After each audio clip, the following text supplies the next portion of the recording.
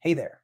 Today, I want to help you get started with a step-by-step, plain English way to create your first SysML project and navigate the basic user interface in CATIA Cameo Systems Modeler.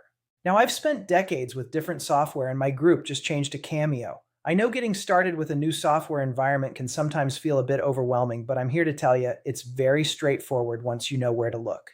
Let's start with creating a new project. When you first open the software, you'll be greeted by the large Welcome to CATIA Cameo Systems Modeler screen. Under the Manage Projects section in the center of the screen, click on the Create New Project link. A new project window will pop up. Let's get started by giving your project a clear, recognizable name. I used Getting Started because that's what we're doing, right? On the left side of this window, you'll see a list of different modeling categories. Look under the Systems Engineering category and click on SysML Project. Then click OK in the bottom right part of the dialog box. Pro tip here, if you enter a project name that already exists in that folder, a warning box will pop up asking if you want to replace it. Be careful not to overwrite important work. The software will display a loading screen for a few moments as it builds your workspace.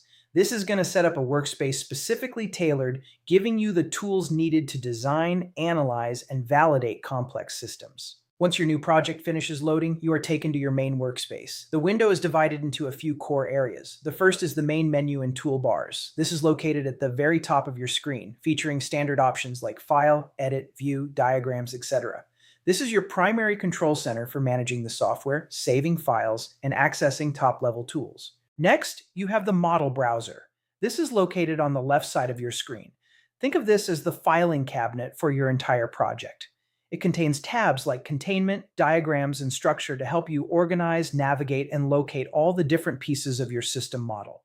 The diagram area is the large blank space occupying the middle and right side of your screen. This is your digital canvas.